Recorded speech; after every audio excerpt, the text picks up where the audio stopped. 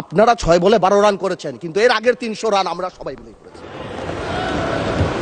যে আমাদের এখান থেকে বলা হয়েছে এই আন্দোলনের সাথে আমাদের সম্পৃক্ততা নাই। অফকোর্স আমরা এই কথা বলেছি, because it was politically correct. We never wanted to give it a political face.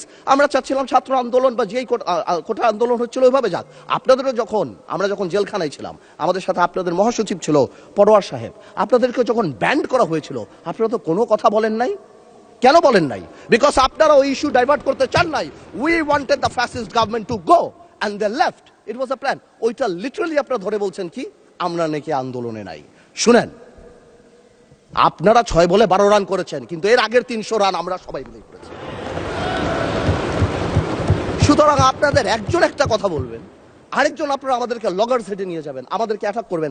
আপনাদের কথা আজকে দেশবাসী বিভ্রান্ত যে আমরা নাকি জুলাই সনদ বাস্তবায়ন করতে চাই না। অফকোর্স উই ওয়ান্ট জুলাই সনদ, আমরা চাই এটা বাস্তবায়ন। প্রক্রিয়াটা কি? প্রক্রিয়া তো আপনারা ভুল করেছেন। আপনারা কেন সেই সময় ইন্টারিম গভর্নমেন্টে আপনারা সাপোর্ট করেন? বলতেন এটা ট্রানজিশনাল রেভলিউশনারি গভর্নমেন্ট করা হোক, এটা একটা রেভলিউশনারি গভর্নমেন্ট করা হোক, কনস্টিটিউশনকে রিরাইট করা হোক।